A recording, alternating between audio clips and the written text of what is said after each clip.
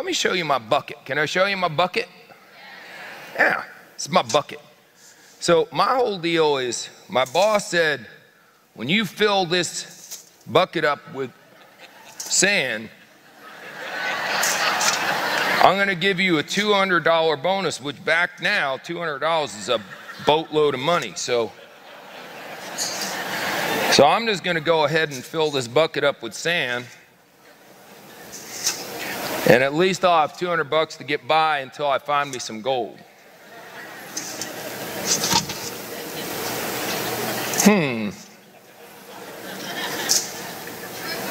The hell?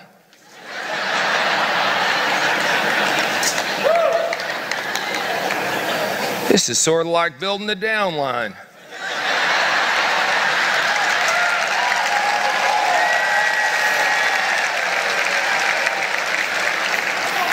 Seems like they fall out as fast as I put them in.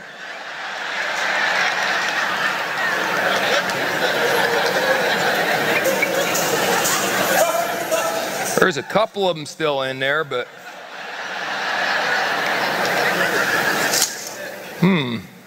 interesting.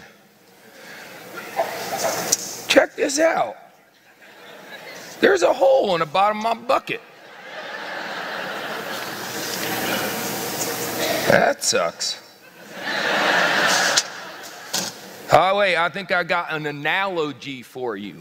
An analogy for your business. What if building a big old downline is like filling up a bucket with sand, and all your reps and customers are just little grains of sand, itty bitty ones, and you put them in a little at a time and a little at a time, and when you fill the bucket up, you're rich.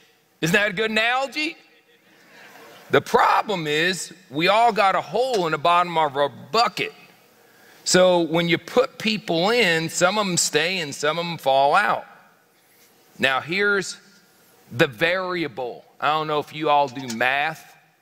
A consistent is that we all got a bucket. The consistent is there's an unlimited amount of sand for us to find and put into the bucket. And a constant is we all got a hole in the bottom of the bucket. Here's the variable. The variable is the size of the hole in the bottom of your bucket. Some of you have a really small hole in the bottom of your bucket, so you don't lose that much sand. Some of you got y'all a Grand Canyon size hole in the bottom of your bucket. Because you use your, I heard a joke a while back. They said, what do jerks use for birth control? Their personality.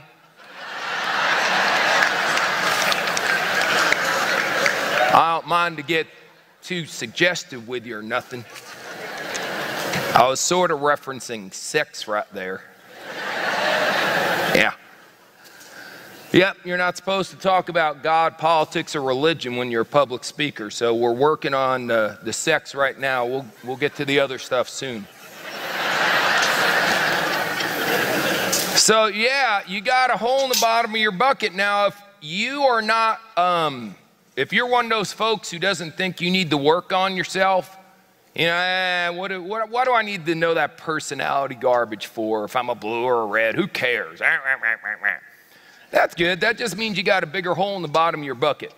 Everyone on your team is what we call a volunteer, okay? Unless you're paying your people a salary to be on your team, which would put you in the dumber than a rock category.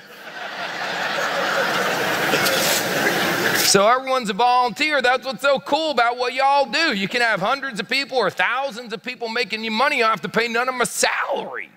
Think about how brilliant that is. You got hundreds of other people digging. Every time they find a little gold, you get a piece of that gold. You ain't got no overhead to get started. Any of you don't think this is a great business, you need to pull your head out of your posterior. I mean, this is unbelievable. It's awesome. But the problem is there's always the other side of the coin. The other side of the coin is they're all volunteers because we ain't paying them nothing. So they're volunteers. So when you're a jerk to a volunteer, a lot of times they quit. They just disappear. Have you noticed? So yeah, part of the reason why there's a hole in the bottom of your bucket is because it's the nature of the beast. Some of the sand is just dying to get out of the bucket. They're looking for a hole, no matter how small it is. And some of the reason why the people are going through the hole in the bottom of your bucket is because you keep making the size of the hole bigger and bigger and bigger. So I recommend you make it smaller and smaller. How many think that's a good idea? Yeah, so work on yourself. 15 minutes of personal development every day. Eat every book. I almost just said eat every book. Read every book you can. You know, just do whatever you can do so you can be better, and because you got to work on your personal skills. Some of you think you're motivating people. It's one of my favorite things to do. Sometimes when I'm sitting around, I'm depressed because I can't find me no gold.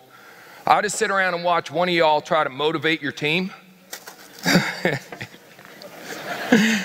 Interesting the way you interpret the word motivating. Some of you think motivating means screaming.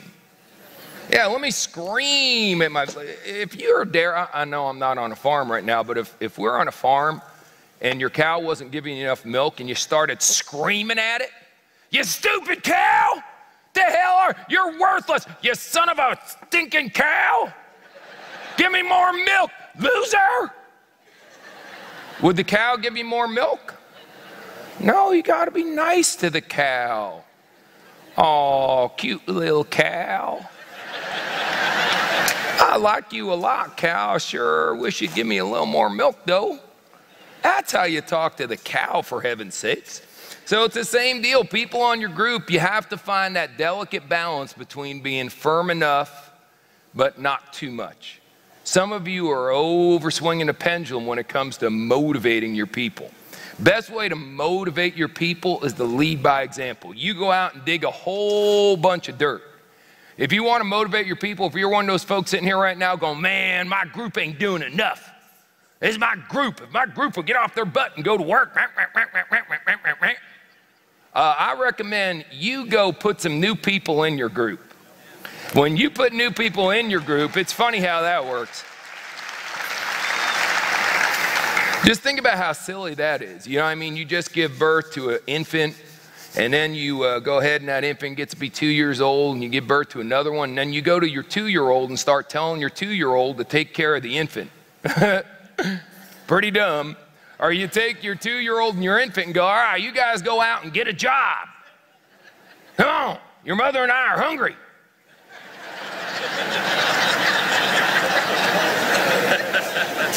You should be the one bringing home the bacon there, bozo.